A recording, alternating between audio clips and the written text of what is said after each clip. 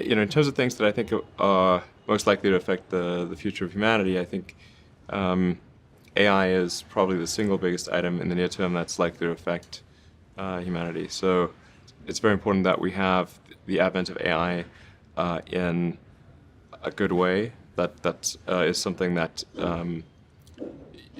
if you could look into the crystal ball and see the future, you would like that outcome, because it is something that could go wrong, as we've talked about many times, and so we really need to make sure it goes right.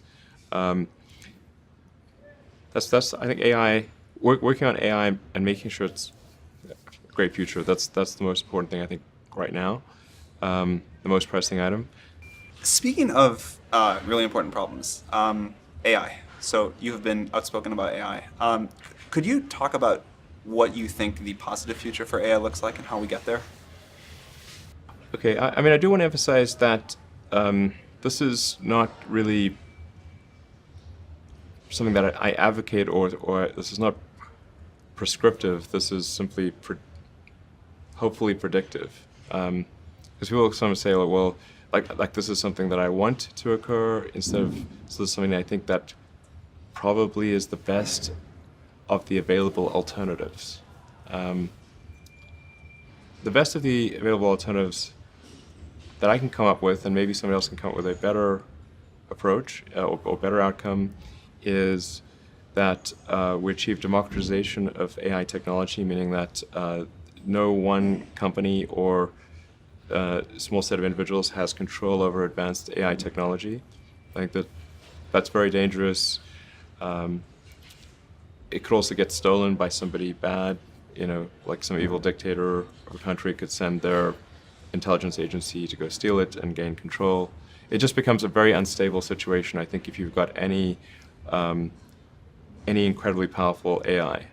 You just don't know who's going to control that. So it's not as though I think that the risk is that the AI would develop a will of its own right off the bat. I think it's more that's the concern is that someone may use it in a way that is bad, and even if they weren't going to use it in a way that's bad, that somebody could take it from them and use it in a way that's bad. That I think is quite a big danger.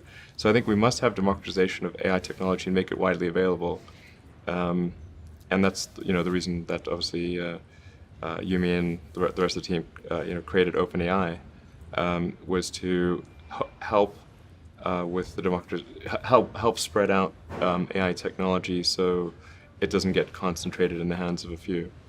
But then of course that needs to be combined with solving the high bandwidth interface to the cortex. Humans are so slow.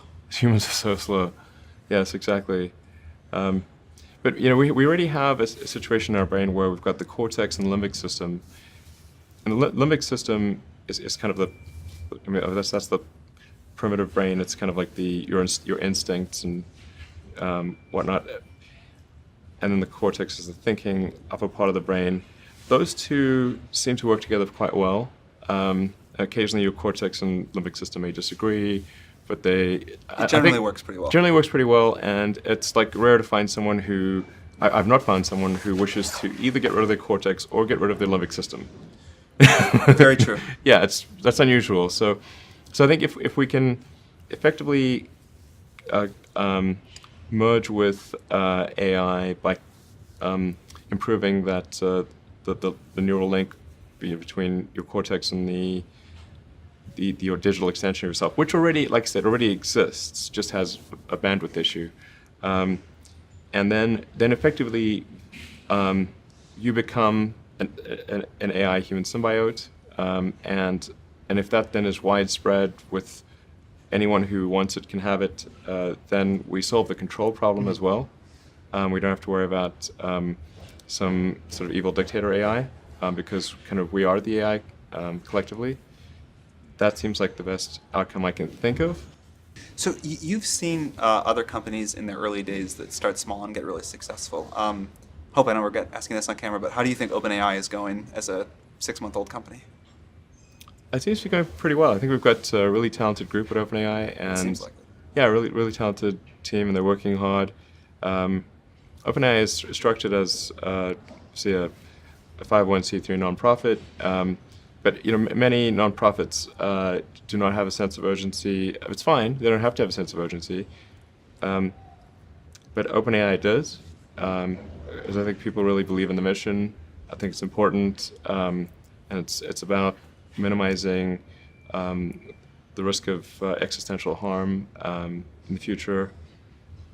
And so I think it's going well. I'm pretty impressed with what people are doing and the talent level. I mean, I think if it reaches the threshold where it's as smart as the smartest, most inventive human, then, I mean, it really could be, I mean, a matter of days before it's smarter than the sum of humanity. We're headed towards either superintelligence or civilization ending. And then another point that I think is really important to appreciate is that all of us already are cyborgs. So you have a machine extension of yourself in the form of your phone and your computer and all your applications. You are already superhuman. But by far, you have more power, more capability than the President of the United States had 30 years ago. If you have an internet link, you have an oracle of wisdom, you can communicate to millions of people, you can communicate to the rest of Earth instantly. I mean, these are magical powers that didn't exist not that long ago. So everyone is already superhuman.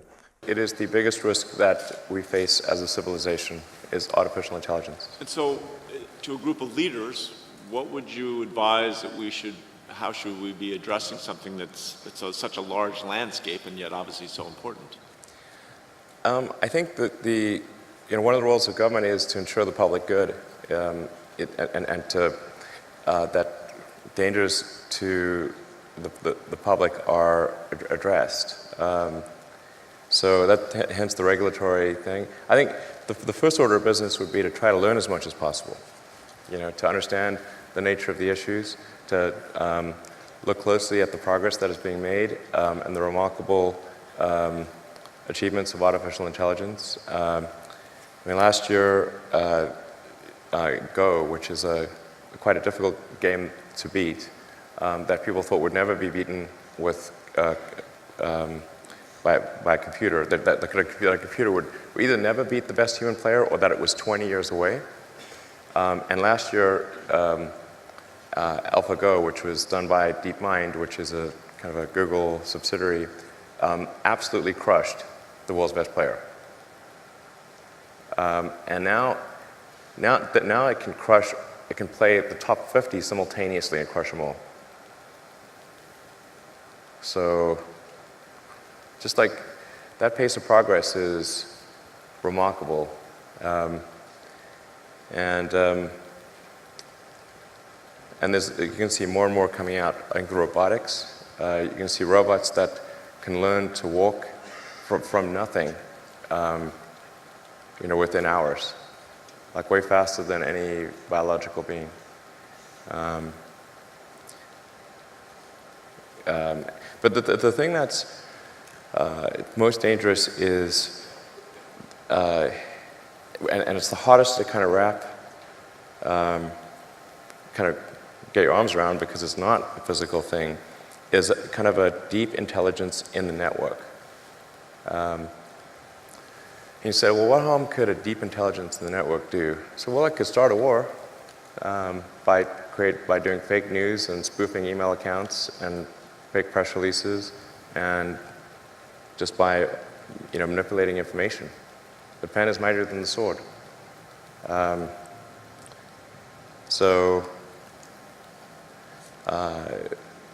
mean, as an example, I want to emphasize, I do not think this actually occurred. This is purely a hypothetical that I'm digging my grave here. But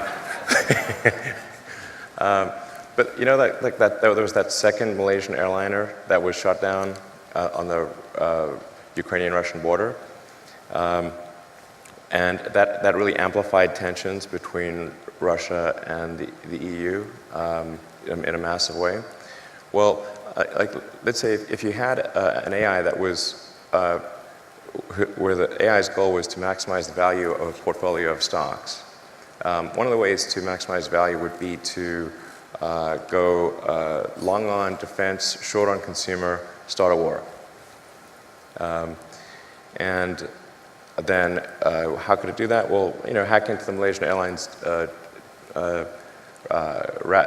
aircraft routing server, route it over a war zone, then send an anonymous tip that an enemy aircraft is flying overhead right now.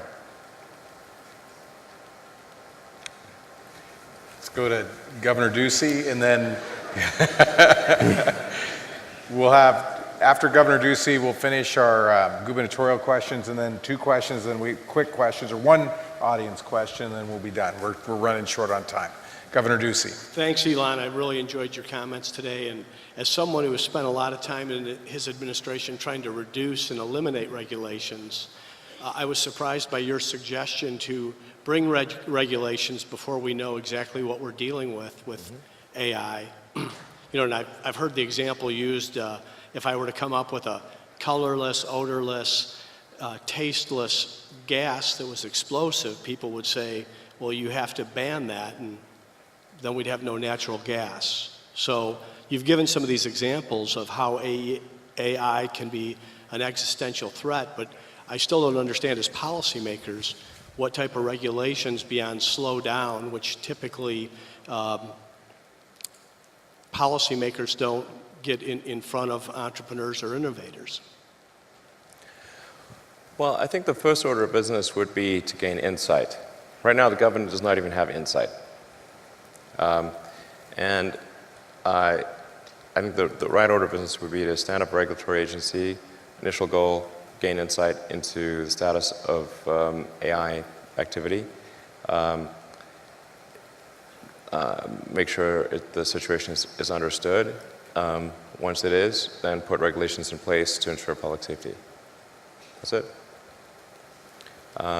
And for sure, the companies doing AI will most of them, not mine, will squawk and say, hey, this is really going to stifle innovation, blah, blah, blah. It's going to move to China. It won't. And it won't, because has Boeing moved to China? Nope. They're building aircraft here. Same on cars. And so it's the notion that if you establish a regulatory regime, that companies will just simply move to countries with lower regulatory requirements is false on the face of it, because none of them do. Unless it's really overbearing, but that's not what I'm talking about here. I'm just talking about, making sure that there is awareness at the government level. I think once there is awareness, people will be extremely afraid, as they should be. Well, first of all, I think on the artificial intelligence front, I have exposure to the very most cutting edge AI, and I think people should be really concerned about it. I keep sounding the alarm bell, but until people see robots going down the street killing people, they don't know how to react, because it seems so ethereal. And I think we should be really concerned about AI, and I think we should. AI is a rare case where I think we need to be proactive in regulation instead of reactive, because I think by the time we are reactive in AI regulation, it's too late. And normally the way regulations are set up is that a whole bunch of bad things happen, there's a public outcry, and then after many years, a regulatory agency is set up to regulate that industry. And there's a bunch of opposition from companies who don't like being told what to do by regulators. Anyway, it takes forever. That in the past has been bad, but not something which represented a fundamental risk to the existence of civilization. AI is a fundamental risk to the existence of human civilization, in a way that car accidents, airplane crashes, faulty drugs, or bad food were not. They were not. They were harmful to a set of individuals within society, of course, but they were not harmful to society as a whole. AI is a fundamental existential risk for human civilization, and I don't think people fully appreciate that. It's not fun being regulated. It's not, it can be pretty irksome, but in the car business, we get regulated by Department of Transport, by EPA, and a bunch of others, and there's regulatory agencies in every country. In space, we get regulated by FAA, but if you ask the average person, hey, do you want to get rid of the FAA and just like take a chance on manufacturers not cutting corners on the aircraft because profits were down that quarter? I was like, hell no. That sounds terrible. So, I think even people who are pretty extremely like libertarian free market, they'd be like, yeah, we should probably have somebody keeping an eye on the aircraft companies, making sure they build a good aircraft and good cars and that kind of thing. So, I think there's a role for regulators. That's very important. And I'm against overregulation for sure. But man, I think we better get on that with AI pronto. So there'll certainly be a lot of job disruption. Because what's going to happen is robots will be able to do everything better than us. I'm including, all of us, Yeah, I'm not sure exactly what to do about this.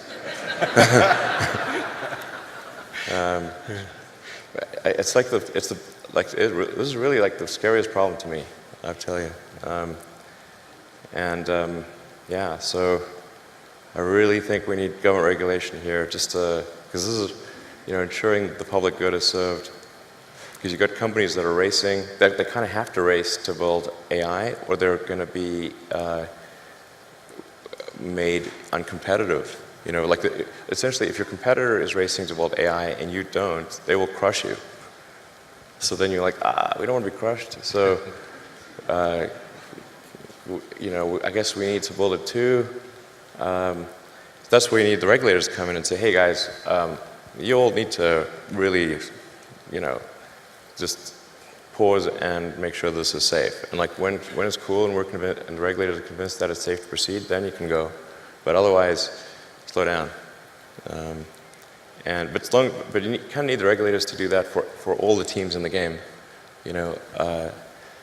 Otherwise the shareholders will be saying like, hey, why aren't you developing AI faster? Because your competitor is. I'm like, okay, we better do that. Anyway, so it's like, there's like something like 12% of jobs are transport. Transport will be one of the first things to go fully autonomous. But when I say everything, like the robots will be able to do everything, bar nothing. Well, I think it is difficult to appreciate just how far artificial intelligence has advanced and how far it is advancing. Because we have a double exponential at work. We have an exponential increase in hardware capability, and we have an exponential increase in software talent that is going into AI.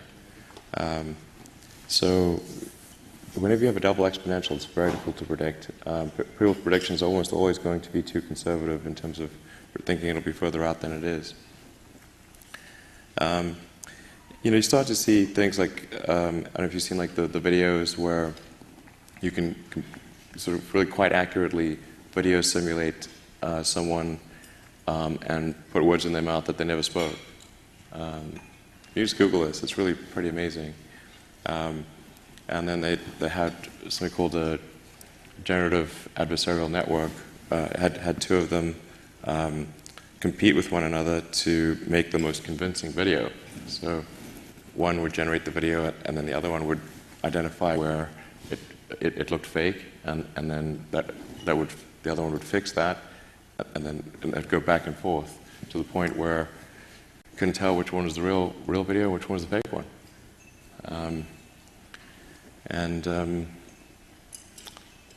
Obviously there have been some very public things like the defeat of AlphaGo, or defeat of Go by AlphaGo, the world's best Go champion. People thought defeating Go was either never or 20 years away. That was the world's best Go player was defeated. And now that same AlphaGo system can defeat the top 50 players simultaneously with 0% of chance of them winning. Yep. And that's 1 year later. So the degrees of freedom to which artificial intelligence is able to apply itself are really increasing, I think, by 10 orders of magnitude a year. That's really crazy. So I think, and we're starting, and this is on hardware that is really not well suited for neural nets.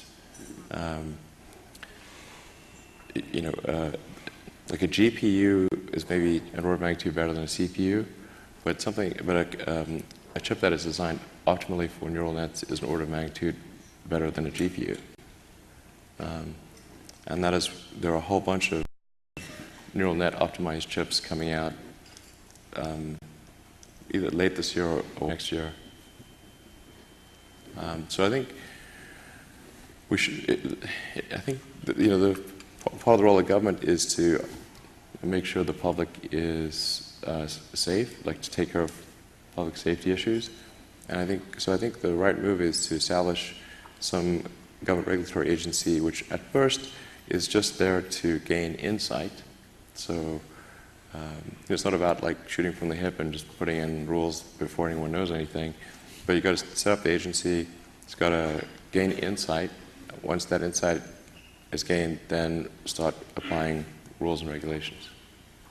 We have that for for aircraft, for the FAA. We've got that for cars. We've got that for drugs, for food. And I don't think anyone wants the FAA to go away or the FDA to go away or any of those regulatory agencies. I think we just need to make sure people do not cut corners on AI safety. It's going to be a real big deal, and it's going to come on like a tidal wave.